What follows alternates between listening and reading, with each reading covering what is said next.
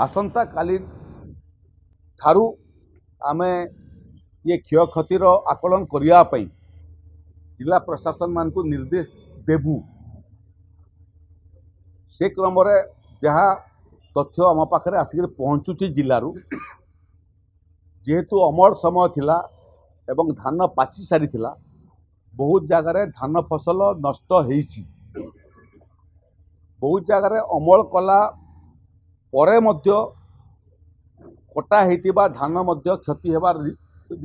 Report आम पाखु पहुँचुची। कृषि विभाग सहित आम संपर्क रे अछु। कृषि विभाग, समवाय विभाग, राजस्व विभाग एवं अन्य विभाग मान को आम आगु नियोजित करिबु शस्यर क्षतिपूरण सठिक आकलन करैबा पई चेष्टा करिबु। आगामी काली ठारू ये काम आरंभ होइकरी 72 घंटा पूर्वर जिमिति शस्य कहले से गुड़ी जगार भेंडी फसल नष्ट होइची,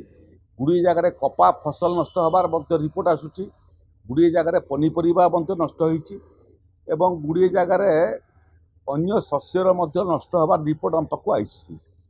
तेणु ये सबूर सठिक आकलन करने आमे जिला प्रशासन को निर्देश देबू एवं जो जो जगार अधिक सरकारी कर्मचारी आवश्यकता पड़िबो प्रभावित होई नथिबा जिला मानकु मध्य आमे विभिन्न विभागर सरकारी अधिकारी मानकु